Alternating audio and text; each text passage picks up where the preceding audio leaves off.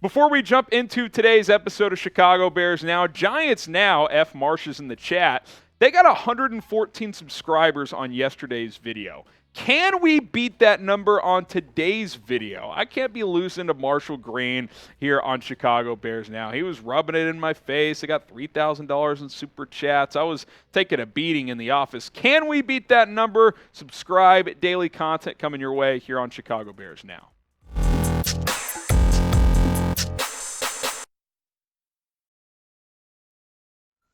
You're watching Bears Now by Chat Sports. I am Harrison Graham. And coming up on today's show, Todd McShay released his first 2-round mock draft of this draft season. I think it's his 4th mock overall, but first time he's gone beyond the first round, which of course means the Bears will have 3 selections in this mock draft from Todd McShay. So we're going to break down the picks he made for the Bears, talk about each selection, and kind of give our overall thoughts on how we feel. So McShay's mock draft, kind of the details of it beyond the 2-round mock. Obviously, the Bears have 3 picks in the first 2 rounds, number 9, number 53, and number 61 overall. Some of the Bears' top needs include O-line, D-line, corner, and more. You could just add talent pretty much across the board, but I would say those are the top 3 needs going into this draft later this month.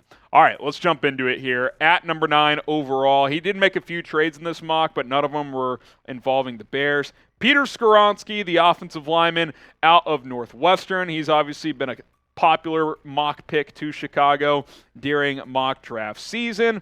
And look, he has pros and cons. We've kind of talked about this quite a bit. A pro, he's very technically sound. I think he's the most technically sound offensive lineman in this draft. The footwork is excellent. The technique to block is good. He knows what he's doing out there, so that's good. He's an excellent athlete. He tested well. He can move. He's quick on his feet, all that stuff. He plays with great play strength. You're not going to bull rush this guy. It's part of the reason why teams think he can kick inside and play guard in the NFL. The one con, he has short arms. Pretty damn short arms for an offensive tackle, 32.25 inch. Like Caleb McGarry is about, and I forget the other current offensive tackle. I guess his former teammate Rashawn Slater. They're kind of the only 2 guys in the NFL that have had great success with short arms at offensive tackle. It can be done. It's just hard to do to reach out for some of those longer edge rushers. You look at his PFF grades. This kind of goes to his technically sound ability and just his overall talent. He was really good. Gave up just 1 sack. He's great in the run game. He's better as a pass protector. Gave up just 2 hits and 3 hurries. Peter Skoronski is an excellent prospect. But we also know the dilemma.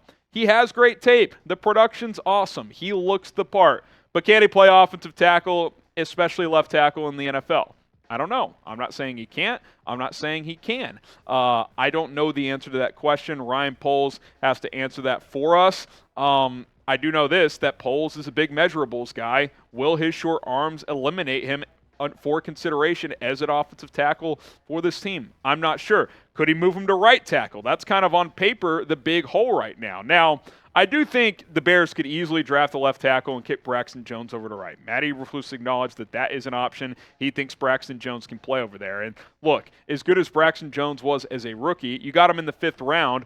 If you're taking a guy at number 9 that has played primarily left tackle and you think that's his best position, you're probably moving Braxton Jones over there. But Peter Skoronski is an interesting case. It's the classic tape versus measurables question here. And, it's a real thing. I'm not just throwing shit on the wall and hoping it sticks. Like, scouts and GMs, they say this stuff. Like, you got to have 33-inch arms to play in the NFL. That's kind of the unwritten rule. He does not.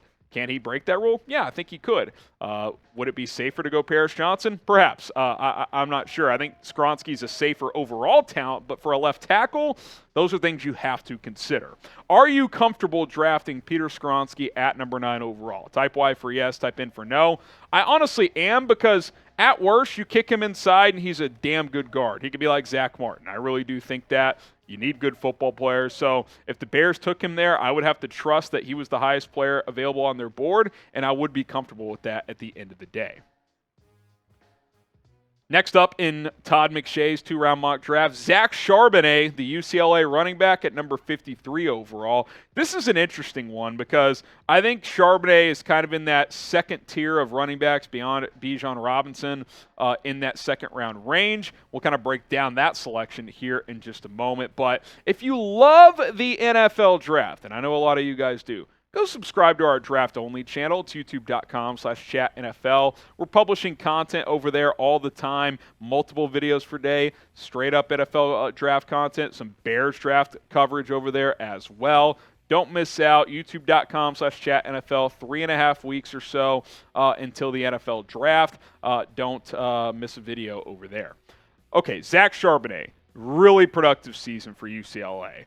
1,400 yards almost, 7 yards per carry, 14 touchdowns. He played in that Chip Kelly zone read offense. You know the Bears are going to employ some of that with Justin Fields, so he's comfortable with that. He's also a downhill runner.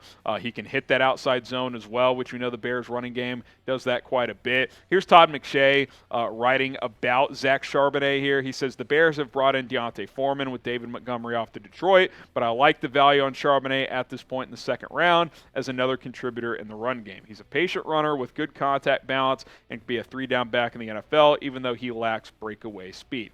I like Charbonnet a lot. I do think late second, early mid-third could be the range for him. But I think for the Bears, where they're at right now, it does feel a bit early. Like, if you're going to take him here, he's got to be clearly the best player on your board. Because if you went into the season with your current running back depth chart, I think you're fine. Now, it's a good running back draft. I'd like to add a back in this draft. But Khalil Herbert and Deontay Foreman as a 1-2 punch is more than capable. Travis Homer can be your scat back. Treston Ebner is a special teams guy, and Kari Blasingame is a fullback. You don't have to force the issue at running back. Now, it's a great running back draft. I love Bijan Robinson and wouldn't completely dismiss the idea of drafting him or someone else in the second, third, fourth, fifth round because there are guys there. But Charbonnet at 53, it's just like, I don't know. Like, 64 maybe after you've added another trenches player. But again, if it's a BPA situation, best player available, I couldn't really gripe against it, but it just felt a little bit too early for my liking. Now, what do you guys think? Should the Bears draft a running back in the first 3 rounds? Type D for draft or P for pass? Again, I'm open to it. I do think you have bigger needs to fill, but you got to balance that BPA versus need thing. D for draft or P for pass? Round 2, pick 61, as we wrap up Todd McShay's 2-round NFL mock draft. Byron Young, the edge out of Tennessee. You get him here at 61 overall. Productive season for the Volunteers last year. 37 tackles, 12 tackles for loss, 7 sacks.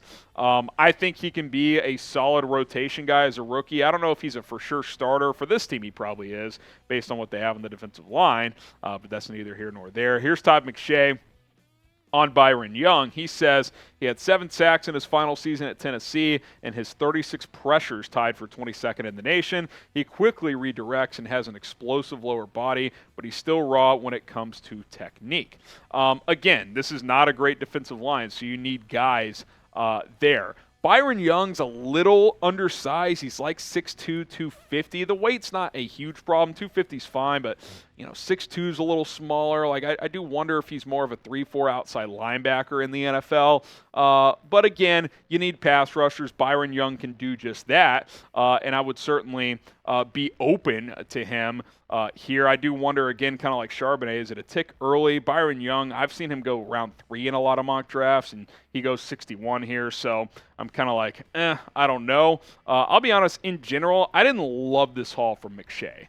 Like, I think it's decent. I think you fill a couple of needs, but I think I would have gone in a different direction in a couple of these picks. Now, what's your favorite pick from McShay for this 2-round mock for the 3 picks for the Bears? If you think it's Peter Skoronski at number 9, type PS. If you think it's Zach Charbonnet at 53, type ZC. If you think it's Byron Young at 61, type BY. I think I'd go Skoronski because he fills a need and he's a pretty safe pick overall in this draft. Like, he will be a high-level starter at some position, I believe. Let me know, PS, ZC, or BY. Now, subscribe to the channel. We'll continue to bring you guys some draft coverage as we get closer and closer to the 2023 NFL Draft. So be sure to do that. And for more draft coverage, not just around the Bears, check out our NFL Draft only YouTube channel. It's youtube.com/chatnfl. You can find more coverage over there as well.